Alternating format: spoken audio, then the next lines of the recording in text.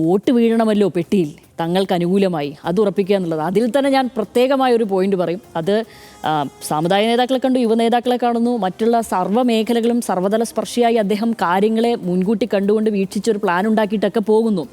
അതിൽ വേറൊരു കാര്യം കൂടെ അതിനിടയിൽ സംഭവിക്കുന്നുള്ളത്, അസംഖ്യം സഖാക്കളുടെ വോട്ട് കൂടി പെട്ടിയിലാക്കാൻ അദ്ദേഹത്തിന് കഴിഞ്ഞു എന്ന് എനിക്ക് തോന്നുകയാണ് ഈ ഘട്ടത്തിൽ. അത് കേവലം ഒരു സർക്കാർ വിരുദ്ധതയോ പിണറായി വിരുദ്ധതയോ കൊണ്ട് മാത്രം സഖാക്കളുടെ വോട്ട് പെട്ടിയിലേക്ക് വീഴുകയില്ല.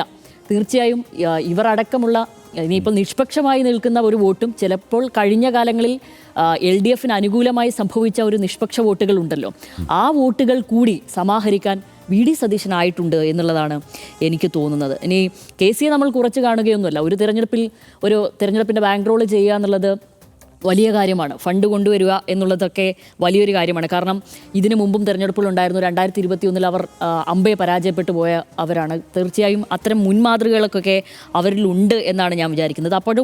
അപ്പോഴും പക്ഷേ VD സതീശന് മെറിറ്റ് കൂടുതൽ കൊടുക്കാനുള്ള ഒരു കാര്യം, ഉയർത്തിപ്പിടിക്കുന്ന രാഷ്ട്രീയത്തിൽ അതിൽ വ്യക്തതയുള്ള ഒരാൾ, നിലപാടുകളുടെ വ്യക്തതയുള്ള ഒരാൾ. തീർച്ചയായും നമ്മൾ ഉറ്റുനോക്കിയ പല വിഷയങ്ങളിലും മുൻപിന്നും നോക്കാതെ, അതിപ്പോൾ സമുദായ സംഘടനകളുടെ കാര്യത്തിലാണെങ്കിൽ പോലും മറ്റ് മതവർഗീയ കാര്യങ്ങളുടെ ആണെങ്കിൽ പോലും അദ്ദേഹം പിടിച്ച ഒരു നിലപാടിനുള്ള അംഗീകാരം കൂടിയാണ് ജനങ്ങൾ കൊടുത്തത്. അത് അദ്ദേഹത്തിന് കൃത്യമായും പറയുവാൻ കഴിഞ്ഞു.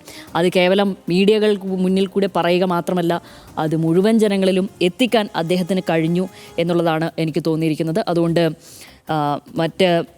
ഞാൻ വീണ്ടും പറയുകയാണ്, മറ്റേതെങ്കിലും നേതാവിന് അനുഭവിക്കേണ്ടതോ അഭിമുഖീകരിക്കേണ്ടതായ വന്നിട്ടുള്ള ചോദ്യങ്ങളും പരിഹാസങ്ങളും ഒന്നും ആയിരുന്നില്ല VD സതീശനെ സംബന്ധിച്ച് അനുഭവിക്കേണ്ടി വന്നിരിക്കുന്നത്. അത് അദ്ദേഹത്തിൻ്റെ അധ്വാനത്തിൻ്റെ ഭാഗമായി വന്നു ചേർന്ന പരിഹാസവും പിന്നെ ഈ പറയുന്നത് പോലെ ചോദ്യങ്ങളുമാണ്. അതിനെയും തരണം ചെയ്ത് വലിയൊരു വിജയം അദ്ദേഹം കണക്കുകൂട്ടി അവതരിപ്പിച്ച ഒരു വിജയം തന്നെ കൈവരിക്കാനായിട്ടുണ്ടെങ്കിൽ ആ മാസ്റ്റർ മൈൻഡിനെ നമ്മൾ അംഗീകരിച്ചേ മതിയാവൂ. അത് അവരുടെ പാർട്ടിക്കാർക്കും ആ ബോധം ഉണ്ടായിട്ടുണ്ടെങ്കിൽ വളരെ നന്നായിരുന്നു.